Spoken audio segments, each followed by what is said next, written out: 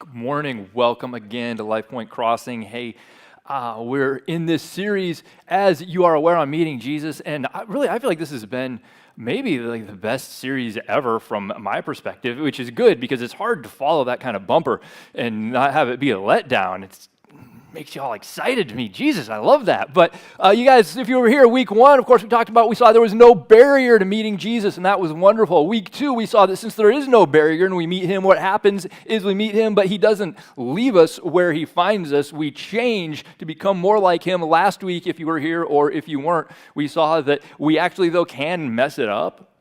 Like we can be there, we would have the choice really to either look at and focus on Jesus, his goodness and grace and love and mercy and forgiveness, or miss that completely to focus on someone else and their junk. That's dumb.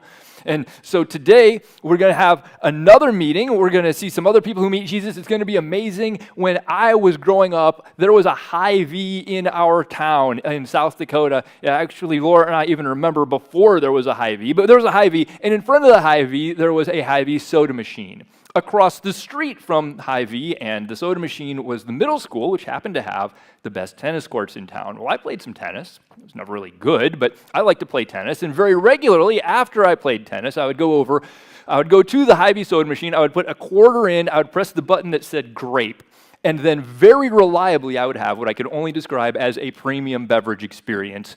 It was so good.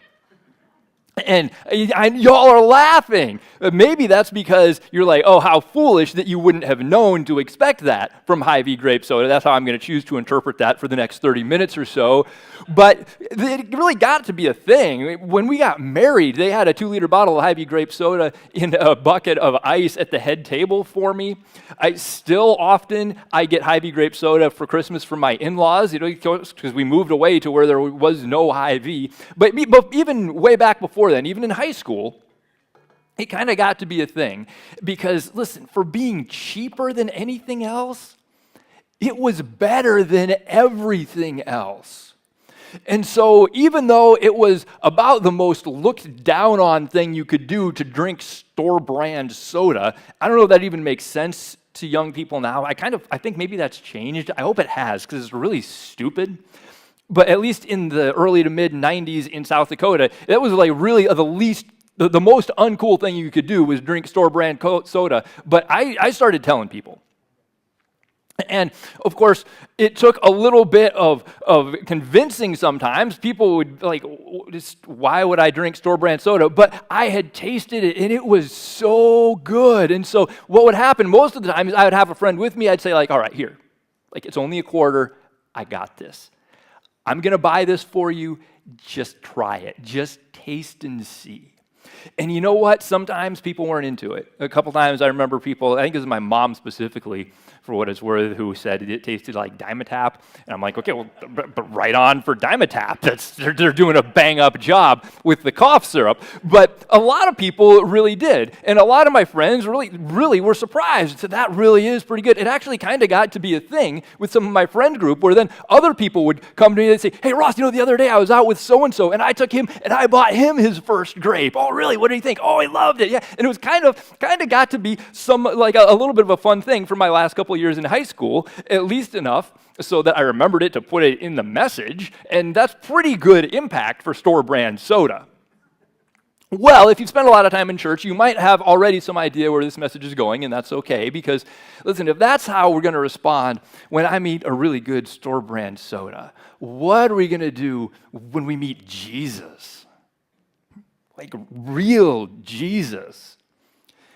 And the meeting for today is going to be from the beginning of Mark chapter 2 is where it starts, although we'll back up a little bit and get a running start from the last half of Mark chapter 1. And so, of course, it's going to be very early in the ministry of Jesus, right? Mark 1 and 2, of course it is. It's going to be really, I think it's actually even before he sort of officially, formally called the 12 disciples. So it seems like it's Jesus going around with Peter and Andrew and James and John. And he starts out, he's in the town of Capernaum. If you don't need to know the town name, it doesn't matter, but that's where they started, was Capernaum, was kind of like their home base, at least for a time. And it says specifically, it mentions three things that happened in Capernaum. The first is that Jesus started teaching in the synagogue, and people were amazed at the way he taught. Easy to believe. Then number two is right there in the synagogue, in front of everybody, he casts an evil spirit out of a person, like in front of the whole crowd. And so then it says that news of him started to spread all through the region of Galilee. That was like a county or state or something, a larger region, right, that the town of Capernaum was in. And then number three is then he starts doing physical healings. And it sounds like plural, like quite a few people. So this is really a pretty good trifecta. Amazing teaching, casting out spirits, which actually that also turns out to be plural, and physical healings. And what you need to know about Capernaum at that time is there was no NFL. So there had been no Super Bowl, there was no free agency going on, no draft coming up, so people paid attention to things like this. And people talked about things like this. And so from the middle of Mark 1, here's what it says. It says, that evening after sunset, now many sick and demon-possessed people were, look, they didn't even just come, they were brought to Jesus. This is how this happens. And the whole town gathered at the door to watch. I don't know, maybe that's a little bit of hyperbole, or maybe it was a small town or a large door, I don't know. But a whole bunch of people gathered at the door to watch. So Jesus healed many people who were sick with various diseases, and he cast out many demons. Jesus is a hit, right? And whether or not that's exactly the whole town, or just seemed like it was the whole town, maybe it was. There, again, wasn't probably a whole lot else going on in Capernaum nights. I don't know. But the way this happens, the way all the people end up gathering is because the people who saw Jesus or met Jesus, well, they were going back and they were telling people and they were bringing them. They're saying, you got to see this guy. You got to meet this. You got to understand what's going on. And so, in fact, after this, what happens is the next morning, Peter gets up. He's looking for Jesus. He can't find him where he expects to, so he keeps looking. And eventually he finds him off praying by himself. And what he says literally is, Jesus, the entire town is looking for you. And so Jesus, however, decides that maybe this is in fact, a good time to go to preach and teach in some other towns and some other places, and so that's what he does. But basically what happens wherever he goes is the same sort of thing. He's teaching, it's amazing, he's casting out demons, he's healing people, and crowds are getting crazy everywhere. In fact, this is how the chapter 1 of Mark ends, as it says, as a result, large crowds soon surrounded Jesus. And he couldn't publicly enter a town anywhere. He had to stay out in the secluded places. Even that didn't really work. But people from everywhere kept coming to him. It's total Jesus mania. How does this happen? Well, of course, there's one way that happens, is that the people who see and experience and meet Jesus were bringing other people to see and experience and meet Jesus. And so by the start of chapter 2, he goes back to Capernaum, which is kind of like their home base. And that's all sort of kind of lead up, and this is where this really starts for today. It says, when Jesus returned to Capernaum several days later, the news spread quickly, again, that he was back home. And soon the house where he was staying was so packed with visitors that there was no more room. Not even before, they were all watching from the door, right? Now there wasn't even room outside the door. It had been standing room only. Now it's a total sellout. A whole lot of people aren't even going to be able to get inside. You put all these together, so right, and you sort of understand, you get a little bit of a picture of how crazy things were around Jesus during this period of his ministry. It's really like nothing like these people had seen or experienced anywhere before. They still, of course, didn't really understand how deep the rabbit hole would go until after his death and resurrection. Nobody really did. But we can see how everywhere he goes, he's becoming such a rage that it's kind of his own problem. So many people are coming to meet Jesus that a whole bunch of people can't even meet Jesus. It's not really the message for today, but the kind of thing I think about sometimes is, for real, how wise and how good is God? That he had a plan to, so to speak, diversify from just the one human being, Jesus, to having people meet him through his Spirit, which is everywhere. There's somewhere like 8 billion people in the world right now. how many of those is one human being going to meet? And there are so many amazing and deep and profound reasons why Jesus had to be a human being, right? Like, for instance, it's unjust if something who's not a human being pays for human sin. That can't work. But also, a part of that is accepting the limitations of being one human being. And so now, since God's Spirit is everywhere, his followers have put up, just in terms of like accountable, organized organizations, something like 10 million churches in the world. And then if you count like the less organized, like house churches sort of situations, which absolutely do count, they're just harder to count, something like 30 million. And you think that all you really need to meet Jesus in our world right now is just to be introduced by somebody who knows him, or find or have access to a Bible or some other piece of literature. And apparently there's something like 6 billion Bibles currently in existence on our planet. The most popular Bible app has somewhere over 500 million downloads onto different devices. It's really so much easier to meet Jesus in our world here and now than it actually even was there and then in Capernaum in the time of Jesus. Pretty amazing to me.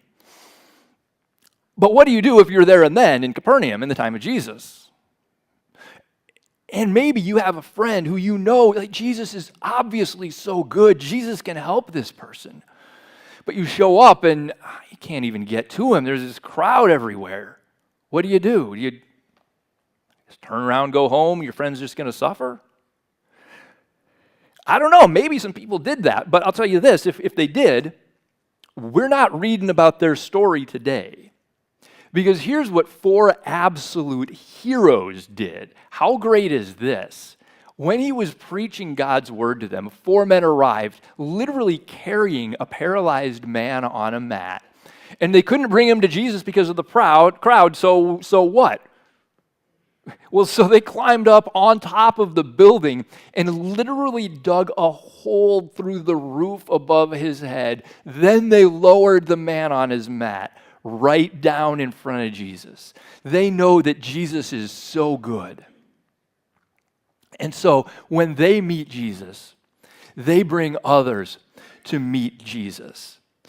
And is that not the most amazing thing you could, we love this so much, right? The crowd is too much. They're going to, literally nothing is going to keep them from bringing their friend to Jesus. They're going to climb up on the building. They're going to dig a hole through the roof. They're going to lower their friend through the roof, the friend who they carried there in the first place, much harder than it sounds or looks like. You love the ingenuity and the determination. And listen, let's acknowledge that there are some differences between Missouri 2023 and Capernaum in the time of Jesus. All right? Because it's what's similar actually is that a whole lot of people have heard about Jesus. That's really a lot the same. But in fact, I'm certain there's many more followers of Jesus in and around the Kansas City area today than there were in Capernaum then. There's just a lot more people. And so I'm quite certain that if flesh and blood Jesus was here, he would be much more difficult to get to. The crowds would be so much larger here and then than they would have been there. There's just a lot more people, okay? So I'll tell you, as a preacher, it's very tempting, and I feel like I've heard messages like this before, where you want to say, you guys, what's your problem? Why aren't you literally blowing the roof off of this place to bring your friends to church to meet Jesus? And when I ask that, even rhetorically, actually what I think is, if flesh and blood Jesus were here, I think probably you would be.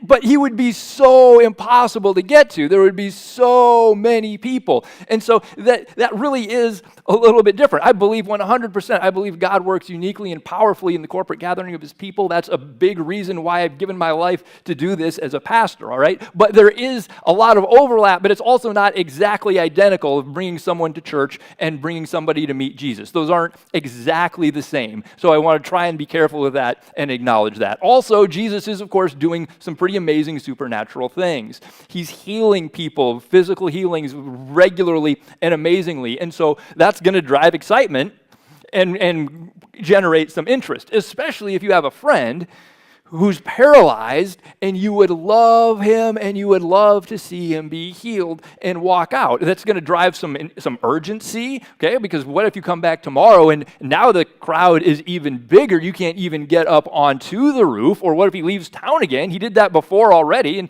he's going to do it again. Jesus doesn't stay in Capernaum forever. And so there are some differences between our situation and their situation.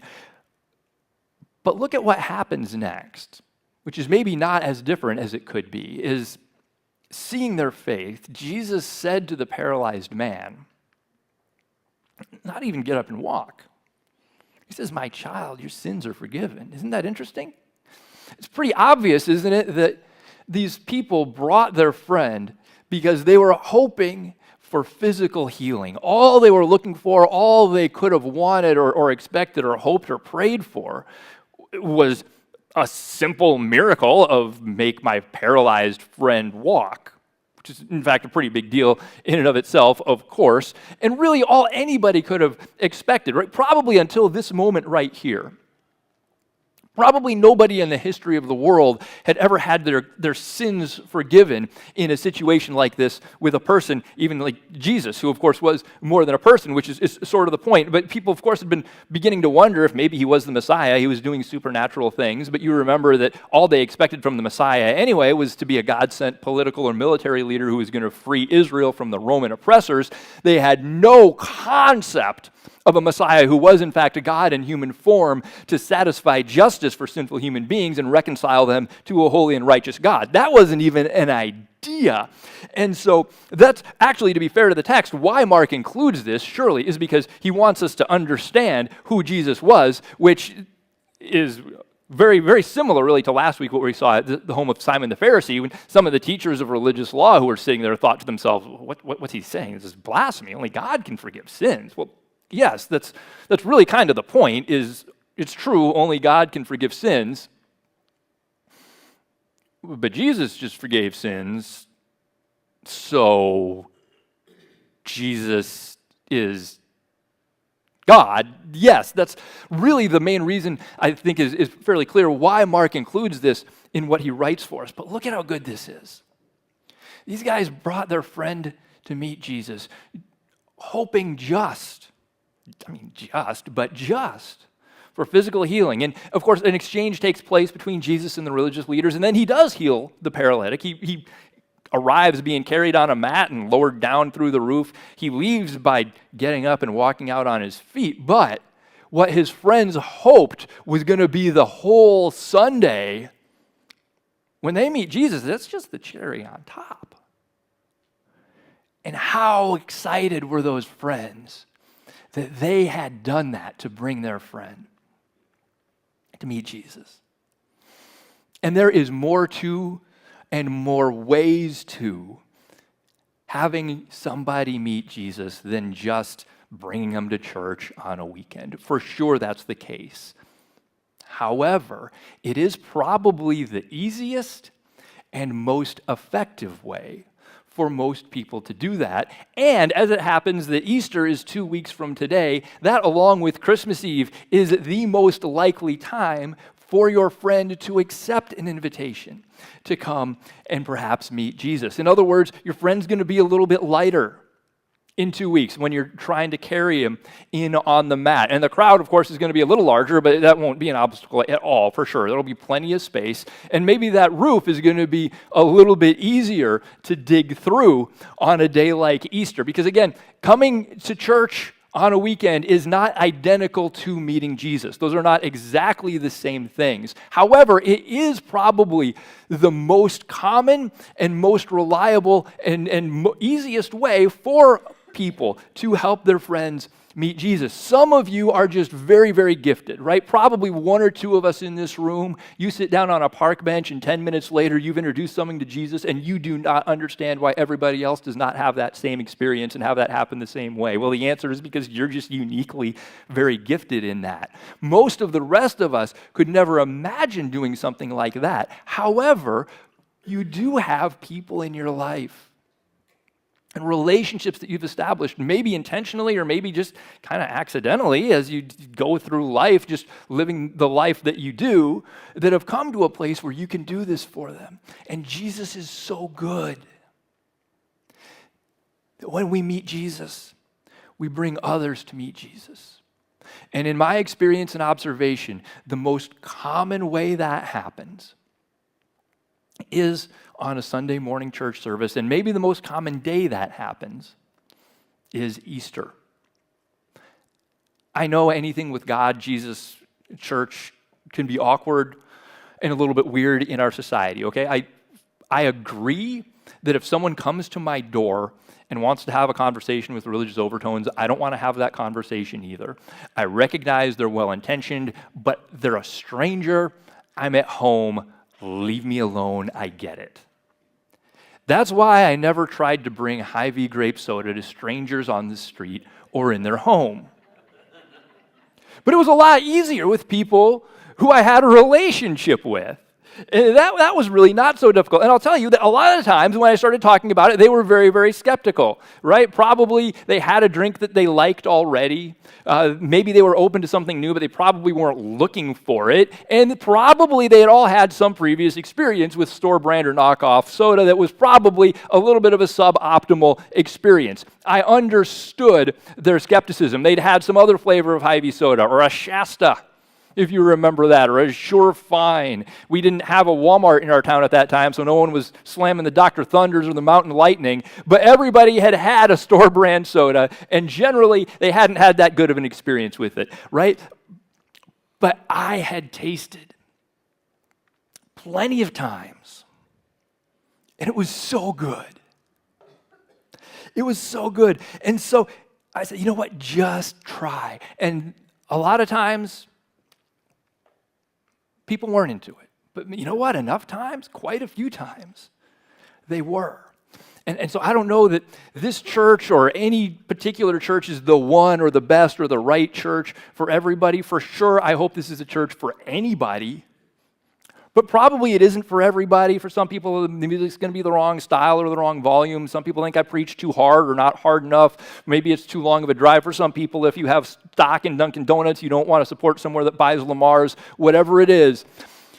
But if you're here because you find something of value and some benefit from being here, it is reasonable to think that there's somebody else in your life who could also have a similar experience, isn't it? Because it's really when they would take the drink and they would say, wow, you know what, that's a lot better than I thought. That really is good. And Jesus is so good. When we meet Jesus, we bring others to meet Jesus. I know church and Jesus are not exactly identical. There's a lot of overlap, but they are not exactly the same thing. It's not even about the church. It's about Jesus.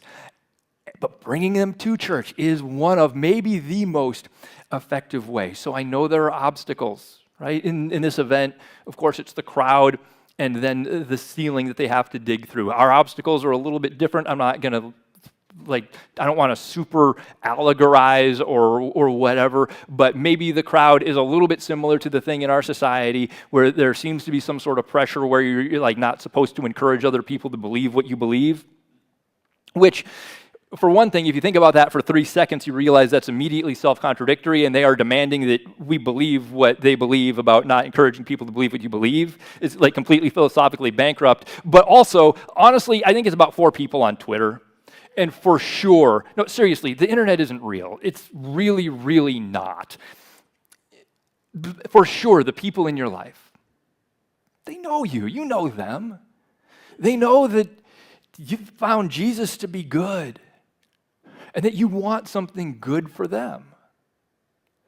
And maybe digging through the roof is a little bit similar maybe to fighting through your own fear of, being awkward or rejection or being judged or just maybe some prior bad experience or just inertia. It's always easier to not do than to do with anything all of the time. Okay, well, you're going to have to fight through.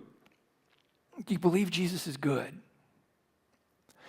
And what happens when we just step out and make that invitation.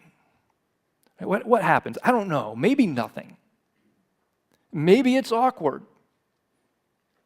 Probably here's what does not happen. Probably you do not unleash some angry atheist rant filled with a whole bunch of brilliant points and questions that you don't know what to do with and leaves you feeling like a fool. Probably that does not happen. Or really whatever it is that you're afraid of is probably not going to happen. And honestly, even if it does, is almost surely not nearly as bad in reality as it is in your head. Probably not that. But maybe what happens is it's the start of something amazing in somebody's life, or one step on the journey towards something amazing in somebody's life. Maybe it's how you live a bigger story and just might be a major part in something that has ripple effects that can affect generations. To say one more time, bringing somebody to church and bringing somebody to Jesus are not exactly identical. Church invitation does not have to be your style. But if it isn't, what is, and are you doing it? Because when we meet Jesus, and we bring others to meet Jesus, the last words of Jesus immediately before he left earth, pretty amazing. We hear these quite a bit, but this might be a little bit of a new filter for some of us. It says, "You will receive power when the Holy Spirit comes upon you." That's obviously future tense, okay? This is Acts 1. That happens in Acts 2. So that's no longer future tense. We're no longer waiting for that. The disciples who Jesus is speaking to are no longer waiting for that. And then it says, "And you will be my witnesses, telling people about me everywhere." In Jerusalem, that was the city that they were in. That's where Jesus was talking. Okay, throughout Judea, that's the larger region, maybe similar to a county or a state. Maybe that's, Missouri. In Samaria, that's the next one to the northeast, Nebraska, whatever, and to the ends of the earth. Now, if you've spent a lot of time in church, you've seen these, you've heard this, probably a lot of the time, maybe most of the time, I don't know, it ends up being like, okay, so this is our Jerusalem, Blue Springs, this is our Jerusalem, and it's well-intentioned. It kind of drives me crazy, to be honest, and it's fine, start where you are, that makes sense. I have no problem with that, but also, you don't have to allegorize Jerusalem. There's a real Jerusalem. That's where Jesus said this. It's about 6,500 miles away. It's a long trip, but it's on this same planet. I think at least one or two of us have been there. It's not some mythical place that you have to translate into our modern world. There's a real Jerusalem, okay? It's just far. And so here's what that means. I think this is incredible. That means that when Jesus said this, Blue Springs, Missouri, despite the fact that it had not yet been incorporated as a municipality, was so far beyond the ends of the earth, they had no idea it existed. But here we are. Here's what that means, is they did this. They really, after Jesus left, they did this so that we are here today. We are living proof that they did this. Now it's our turn.